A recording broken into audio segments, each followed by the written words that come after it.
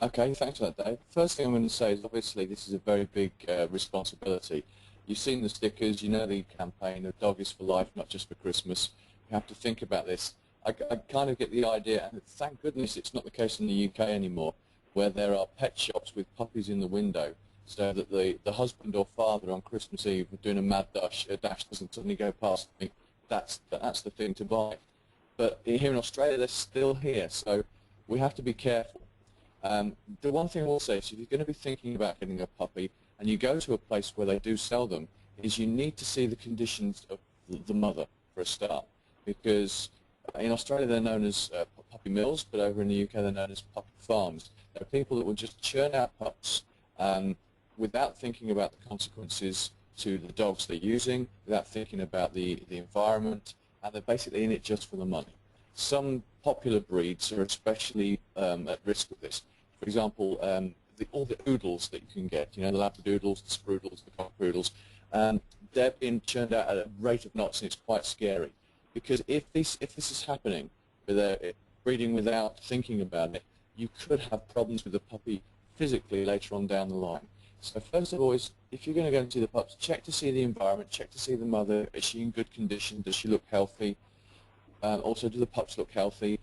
How ready are the people to let you do this? If they start to and ah, get out and go somewhere where there's a reputable breeder. There are plenty of good breeders out there who will let you do this without a problem. The other thing, of course, is depending on the breeds, there are certain physical problems that are more prevalent because of the breeds that we've been breeding.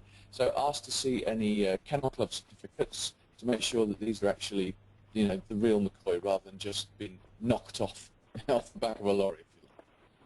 Can I ask a question here, Tony? Is there any sort of certificates that we should be looking for? I mean, I've got a chocolate lab, Yeah. and it was thoroughbred and no history of any heat dysplasia or problems. But my poor old pup had elbow problems about 14 months in.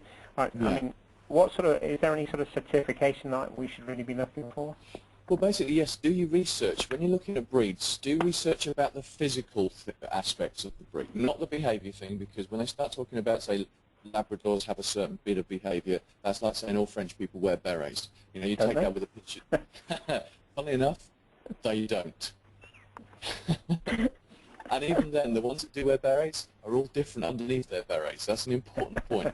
Personality is important, but when it comes to the physical traits, do your research about certain breeds and then ask proper questions. For example, hip dysplasia can be a problem in German Shepherds, and good German Shepherd breeders will make sure all the pups are hip scored, so, or even the parents are hip scored. So look for that kind of information. You look for the family tree, if you like. There'll be the birth certificate, which has mother and father and their mother and father, and it goes on and on and on. Things like that. When we brought our chocolate lab home, my daughter brought it home, and the poor old puppy was looking over its shoulder as to where it came from.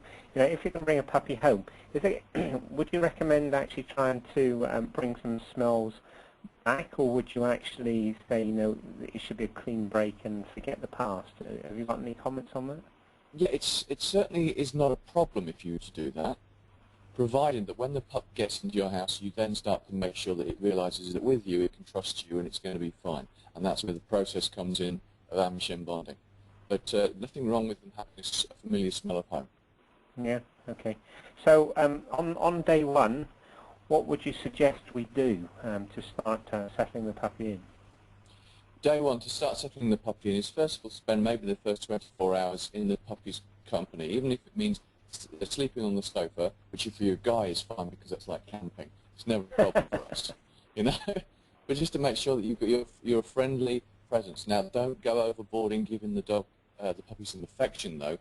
Your friendly presence is a matter-of-fact presence, so the puppy can just see that you're around. You don't have to make a fuss of the pup. But if the pup sees you around, then it can start to bond with you. That initial bonding stage over the first 24 hours can be very good. But yeah, it's typical for humans to make a big fuss of the pup, and the best thing is to don't terrify it by having all these giant creatures looming in and staring at it.